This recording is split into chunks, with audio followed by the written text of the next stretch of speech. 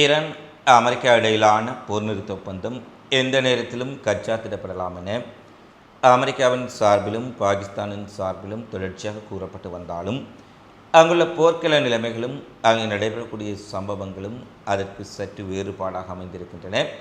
குறிப்பாக America Iran மீது நடத்தும் தாக்குதல்கள், ஈரான் அமெரிக்கா மீது நடத்தும் பதிலடி தாக்குதல்கள் இந்த பிராந்தியம் மீண்டும் ஒரு முழு அளவிலான போருக்குள் சென்று விடுமா என்ற ஒரு அதிர்ச்சியைத்தான் ஏற்படுத்தி கொண்டிருக்கின்றன. இந்த சூழ்நிலையில் ஈரானின் ஏவுகணை நகரங்களை அமெரிக்காவினால் முற்றாக அளிக்க முடியுமா? அமெரிக்க ஊடகங்கள் இன்று மிக முக்கியமான செய்திகளை வெளியிட்டிருக்கின்றார்கள். அதேபோல ஈரானினுடைய அணுசக்தி நிலையங்கள் குறித்தும் மிகப்பெரிய அதிர்ச்சி ஒன்று அமெரிக்காவுக்கு தற்போது வெளியாக இருக்கின்றது. இது சார்ந்து வெளியான மிக முக்கியமான சம்பவங்களை இந்த காணொளியில் பார்க்கலாம். ஈரான் அமெரிக்கா இடையிலான ஒப்பந்தம் நாளை கையெழுத்தாகும், நாளை மறுதினம் கையெழுத்தாகும், இன்னும் சில நாட்களில் கையெழுத்தாகிவிடும் என டொனால்ட் ட்ரம்பும் வெள்ளை மாளிகையும் இதில் மத்தியஸ்தராக செயற்பட்டு வரும் பாகிஸ்தானும் குறிப்பிட்டு வந்தாலும் கூட ஈரான் அமெரிக்கா இடையிலான மோதலாக இருக்கலாம், லெபனான் இஸ்ரேல் இடையிலான மோதலாக இருக்கலாம், இந்த ஒப்பந்தம் ஏற்படுவதற்கான எந்த ஒரு சூழலையும் எந்த ஒரு அறிகுறிகளையும் காட்டாமல் தொடர்ச்சியாக உக்கிரமாகிக் கொண்டிருப்பதை பார்க்கக்கூடியதாக இருக்கின்றது. இன்றைய தினமும் தெற்கு லெபனானின் பல்வேறுபட்ட பகுதிகள் மீது ஹிஸ்புல்லாக்களுடைய கோட்டைகளை தகர்ப்பதாக இஸ்ரேல் கூறிக்கொண்டாலும் கூட பொதுமக்களுடைய கட்டிடங்கள், பொதுமக்கள் வாழக்கூடிய அடுக்குமாடி குடியிருப்புகள், பொதுமக்கள் பயன்படுத்தக்கூடிய சிவிலியன்களுக்கான அரசு சேவைகளை வழங்கக்கூடிய கட்டிடங்கள் டைர் நகரில் தொடர்ச்சியாக இஸ்ரேலிய ஆக்கிரமிப்பு படைகளால் கொண்டு வைத்து தகர்க்கப்பட்டு கொண்டிருக்கின்றன. அந்த காணொளிகளை பார்க்கும் நண்பர்களுக்கு தெரியும். அப்படியே கட்டடங்கள் இஸ்ரேலிய தாக்குதலில் மண்ணோடு மண்ணாக சரிந்து விழக்கூடிய காட்சிகள் இந்த உலகம் பார்த்து கொண்டிருக்கும் பொழுது ஒட்டுமொத்தமாக சிவிலியன் கட்டமைப்புகளை, சிவிலியன் கட்டிடங்களை அப்படியே தரைமட்டமாக்கி கொண்டிருக்கின்றது இஸ்ரேலிய ஆக்கிரமிப்பு படை. இந்த உலகம் மனித உரிமை குறித்தும் பொதுமக்களுடைய உயிரிழப்புகள் குறித்தும் பேசுகின்றார்கள். ஆனால் அப்பட்டமாகவே லெபனானினுடைய டைர் நகரில், தெற்கு லெபனானில் பல்வேறுபட்ட பகுதிகளில் இஸ்ரேல் ஆக்கிரமிப்பு படைகள் இது பொதுமக்களுடைய கட்டிடங்கள், பொதுமக்கள் பயன்படுத்தக்கூடிய அரசு அலுவலகங்கள், பொதுமக்கள் பயன்படுத்தக்கூடிய பல கட்டிடங்களை குண்டு வைத்து தகர்க்கக்கூடியதை பார்க்கக்கூடியதாக இருக்கின்றது. அதேபோல் இஸ்ரேலிய எல்லைக்கரையில் பின் ஸ்பெயில் நகரில் அரசாங்க கட்டிடங்கள் தொடர்ச்சியாக இஸ்ரேலிய தாக்குதலில் தரைமட்டமாகிக் கொண்டிருப்பதான செய்திகள் வெளியாக இருக்கின்றன. அதேபோல் இஸ்ரேல் இராணுவத்திற்கும் ஹிஸ்புல்லா போராளிகளுக்கும் இடையில் மிக கடுமையான துப்பாக்கி சண்டையும் தெற்கு லெபனானில் பல்வேறுபட்ட பகுதிகளுக்குள் நடைபெற்றிருக்கின்றது. உள்ளே ஊடுருவம் என்ற இஸ்ரேலிய படைகளுக்கு எதிராக ஹிஸ்புல்லாவினுடைய ரத்வான் படைப்பிரிவு மிக கடுமையான துப்பாக்கிச் சூட்டை நடத்தியதாகவும் இதன் காரணமாக இரண்டு தரப்பிலுமே ஒரு கணிசமான சேதங்கள் ஏற்படுத்தப்பட்டுள்ளது என்ற செய்தி வெளியாக இருக்கின்றது. ஹிஸ்புல்லா தரப்பிலும் கடுமையான உயிரிழப்புகள் பதிவாக இருக்கும் சூழ்நிலையில் இஸ்ரேல் இராணுவத்தினுடைய தரப்பிலும் மிகப்பெரிய அளவில் உயிரிழப்புகள் பதிவாக இருக்கின்றன என்ற செய்திகளை பார்க்கக்கூடியதாக இருக்கின்றது. தெற்கு லெபனானில் இருக்கக்கூடிய இஸ்ரேல் இராணுவத்தின் உளவு கட்டளை மையம், அதாவது தொழில்நுட்ப சாதனங்கள், ரேடார் மத்திய நிலையங்கள், கண்காணிப்பு நடவடிக்கைகளை மேற்கொள்ளக்கூடிய அனைத்தையும் ஒருங்கிணைக்கக்கூடிய உளவு கட்டுப்பாட்டு மையம் ஒன்றை ஹிஸ்புல்லா துல்லியமான ட்ரோன் தாக்குதல் மூலம் தவிடுபடியாக்கி இருக்கின்றார்கள் என்ற செய்தி இஸ்ரேலிய ஊடகங்களே வெளியிட்டிருக்கின்றார்கள். வடக்கு இஸ்ரேலின் மெட்டுலா நகர கண்மையில் அமைந்திருக்கக்கூடிய இஸ்ரேலின் ரேடார் மற்றும் உளவு கட்டளை மையம் ஹிஸ்புல்லா தாக்குதலில் மிகப்பெரிய அளவில் சேதப்படுத்தப்பட்டிருக்கின்றது என்ற செய்திகளை பார்க்கக்கூடியதாக இருக்கின்றது. எனவே லெபனான் முனையில் ஒரு போரை நிறுத்துவதாக ட்ரம்பும் அமெரிக்காவும் குறிப்பிட்டாலும் கூட இஸ்ரேல் ஹிஸ்புல்லா இடையிலான மோதல் மிகப்பெரிய அளவில் அங்கு விஸ்வரூபம் அடைந்திருப்பதை பார்க்கக்கூடியதாக இருக்கின்றது. அடுத்து இஸ்ரேல் அமெரிக்கா நூற்றுக்கணக்கான விமானங்களை வைத்து ஆயிரக்கணக்கான தாக்குதலை நடத்திய பின்னரும் ஈரானுடைய ஏவுகணை திறன்களை இவர்களால் அழிக்க முடியவில்லை. ஈரான் மீண்டும் நடத்தும் ஏவுகணை தாக்குதல்களை தடுக்க முடியவில்லை. ஈரானுடைய ஏவுகணை தாக்குதல்களையோ ஈரானுடைய ஏவுகணை பலத்தை இவர்களால் அழிக்க முடியவில்லை என்று சொன்னால் ஈரானினுடைய ஏவுகணை தளங்கள் இவர்களுடைய தாக்குதலில் பாரியளவில் சேதங்களை சந்திக்கவில்லை என்பது தெளிவாக புலப்படுகின்றது. இதைத்தான் இன்று அமெரிக்க பத்திரிகை ஒன்று செய்தி வெளியிட்டிருக்கின்றார்கள். அமெரிக்க உளவுத்துறையிலிருந்தும் அமெரிக்க இராணுவத்திடம் இருந்தும் திரட்டிய தகவல்களின்படி ஈரான் தன்னுடைய ஏவுகணை நிலையங்களை 1000 அடிக்கும் ஆழமான ஆழத்தில் மலைக்கு அடிவாரத்தில் சேமித்து வைத்திருக்கின்றார்கள்.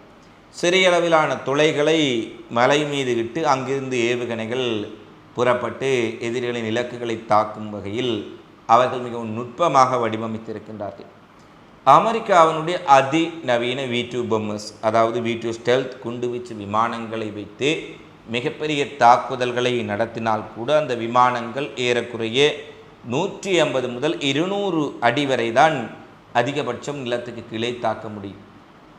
அதாவது 100 அடி முதல் 150-200 அடி வரை இருக்கக்கூடிய இலக்குகளைத்தான் இவர்களுடைய ஸ்டெல்த் விமானங்களோ பங்கர் பஸ்டர் குண்டுகளோ உள்ளே சென்று தாக்கி அளிக்க முடியும். ஆனால் 1000 அடிக்கு மேலாக மிக பிரமாண்டமாக ஈரானுடைய ஏவுகணை நிலையங்கள், ஏவுகணை நகரங்கள், ஏவுகணை குடோன்கள் அங்கு வைக்கப்பட்டிருப்பதால் அவ்வளவு தூரம் சென்று தாக்கக்கூடிய விமானங்கள் அமெரிக்காவிடமே கிடையாது. எனவேதான் ஈரானுடைய ஏவுகணை நகரங்களை, ஏவுகணை பலத்தை இவர்களால் சிதைக்க முடியவில்லை என்ற ஒரு அதிர்ச்சி தகவலை வெளியிட்டிருக்கின்றார்கள். இன்னும் ஒரு போர் ஏற்பட்டால் கூட ஈரானுடைய ஏவுகணை நகரங்களையோ அல்லது ஏவுகணை நிலையங்களையோ முற்றாக அளிப்பது இஸ்ரேல் அமெரிக்காவினால் ஒருபோதும் முடியாத விடயம் என்பதை அவர்கள் தெளிவாக அறிவித்திருக்கின்றார்கள். அடுத்து ஈரானின் அணுசக்தி நிலையம் குறித்தும் ஒரு செய்தியை இன்று வால் ஸ்ட்ரீட் ஜேர்னல் வெளியிட்டிருக்கின்றார்கள். அமெரிக்கா இஸ்ரேலுடைய குண்டுவீச்சுக்களுக்கான இஸ்பகான் அணுசக்தி வளாகத்தில் ஈரானுடைய அதிக செறிவூட்டப்பட்ட யுரேனியம் இருப்பதாக சொல்லப்படுகின்றது. இந்த யுரேனியத்தை தரை வழியாக ஒரு சிறப்பு கமாண்டோக்களை அனுப்பி கைப்பற்றுவதற்கு அல்லது அந்த இடத்தில் மீண்டும் ஒரு மிகப்பெரிய அளவில் இராணுவத்தினரை களமிறக்கி அந்த யுரேனியத்தை கைப்பற்றி அமெரிக்காவுக்கு கொண்டு செல்லலாம் என்றெல்லாம் பலதரப்பட்ட திட்டங்கள் அமெரிக்காவினால் போடப்பட்ட பின்னர் அவை வெற்றி அளிக்க முடியாத திட்டங்கள் என தெரிவித்து அவை கைவிடப்பட்டன. இந்த நிலையில் இஸ்ரேல் அமெரிக்காவினால் தாக்கப்பட்ட இஸ்பகான் அணு சக்தி நிலையத்தின் உடைய சுரங்க வழி பாதைகள் அனைத்தையும் ஈரான் தற்போது இடித்து தள்ளியிருப்பதாகவும், அதாவது யாரும் உள்ளே நுழைய முடியாதபடி இந்த யுரேனியம் செறிவூட்டல் இருப்பை ஒரு தரைவழி தாக்குதல் அல்லது கமாண்டோ தாக்குதல் மூலம் அமெரிக்காவினுடைய படைகள் இறங்கி கைப்பற்ற முடிந்தால் கூட உள்ளே செல்ல முடியாதவாறு சுரங்கங்களை முற்றாக அவர்கள் நுழைவாயில்களில் இருந்து இடித்து தள்ளியிருப்பதாகவும், அந்த அணுசக்தி நிலையம் யுரேனியம் செறிவூட்டப்பட்ட இடத்தை சுற்றி மிகப்பெரிய அளவில் கண்ணி வெடிகளை புதைத்துள்ளதாகவும் செய்தி வெளியாக இருக்கின்றது. இதன் காரணமாக யாராவது அந்த பகுதிக்கு நுழைவது மிகவும் கடினமான ஒரு ஆபத்தான விடயமாக மாறிவிட்டது என்பதை அவர்கள் தெளிவுபடுத்தி இருக்கின்றார்கள். அதாவது ஸ்பகானின் உடைய அணுசக்தி யுரேனியம் செறிவூட்டப்பட்ட யுரேனியத்தை இனி கண்காணிப்பதற்கு சர்வதேச அணுசக்தி வல்லுநர்கள் கூட உள்ளே செல்ல முடியாது. அமெரிக்காவுடைய இராணுவம் உள்ளே சென்றதை கையகப்படுத்த முடிந்தால் கூட அதுவும் முடியாத காரணம், ஏனெனில் சுரங்கங்கள் உள்ளே செல்லும் பாதைகள் தகர்க்கப்பட்டதுடன் சுற்றி வர கண்ணி வெடிகளை ஈரான் விதைத்திருப்பது இவர்களுக்கு மிகப்பெரிய அதிர்ச்சி ஏற்படுத்தி இருக்கின்றது. எனவே ஈரானுடைய ஏவுகணை நிலையங்களை மட்டுமல்ல, ஈரான் அணுசக்தி நிலையங்களையும் இவர்கள் நெருங்க முடியாத ஒரு சூழ்நிலை. இந்த நிலையில்தான் ஸ்பானில் அமைந்திருக்கக்கூடிய ஈரானின் செறிவூட்டப்பட்ட மிகப்பெரிய அளவில் செறிவூட்டப்பட்ட யுரேனியத்தை கைப்பற்றுவதற்காக ஈரானின் உட்பகுதிக்குள் சிறப்பு அமெரிக்க கமாண்டோக்களை அனுப்பி ஒரு தாக்குதல் நடவடிக்கை மூலம் மீட்கக்கூடிய விடயங்கள் முன்பு பேசப்பட்டாலும் கூட இறுதி நேரத்தில் அந்த நடவடிக்கையை டொனால்ட் ட்ரம்ப் தடுத்து நிறுத்தினார் என்ற செய்தியும் தற்போது வெளியாக இருக்கின்றது.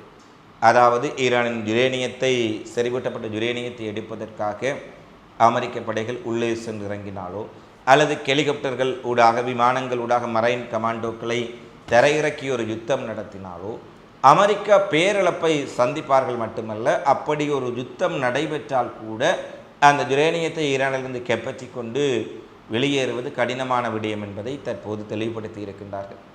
அதாவது ஈரானால் சுட்டு வீழ்த்தப்பட்ட F-35 விமானத்தின் விமானியை மீட்கும் சம்பவத்தில் ஒரே மீட்பு நடவடிக்கையில் அமெரிக்கா 12க்கும் மேற்பட்ட விமானங்களை ஈரானிடம் இழந்திருந்தார்கள்.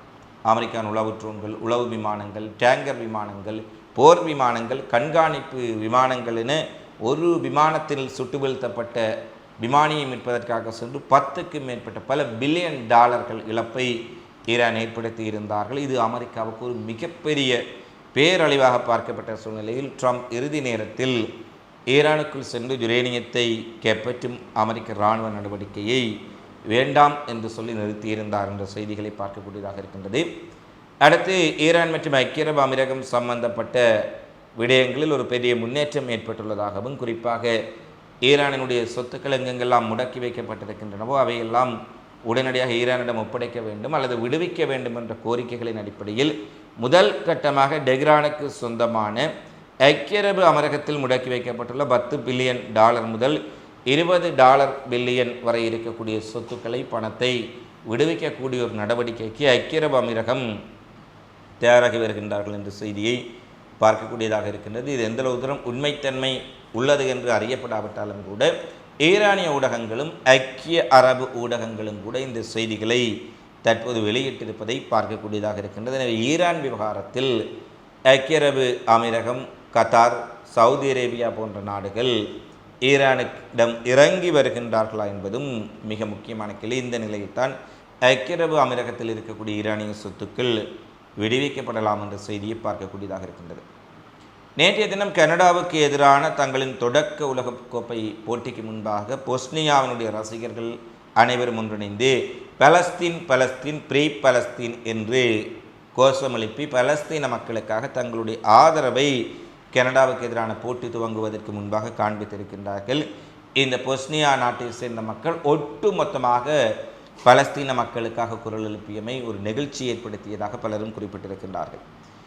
இறுதியாக இந்திய விமானப்படைக்கு சொந்தமான AN-32 போக்குவரத்து விமானம் அசாமில் அமைந்திருக்கக்கூடிய இந்திய இராணுவ விமானப்படை தளத்தில் பயிற்சியில் ஈடுபட்டு கொண்டிருந்த போது விபத்துக்குள்ளாகி வெடித்து சிதறி இருக்கின்றது. இதில் 5 இராணுவத்தினர் உயிரிழந்திருக்கின்றார்கள். ஒருவர் மட்டும் பரசூட் மூலம் தப்பியிருக்கின்றார் என்ற செய்தி வழியாக இருக்கின்றது. ஜோர்காட் விமான நிலையத்தில் தரையிறங்கம் என்ற போது விமானம் விபத்துக்குள்ளானதாகவும், இந்த விமானம் அமெரிக்காவின் 32வது படையணியின் 41வது படைப்பிரிவை சேர்ந்த விமானம் என்று கூறப்படுகின்றது.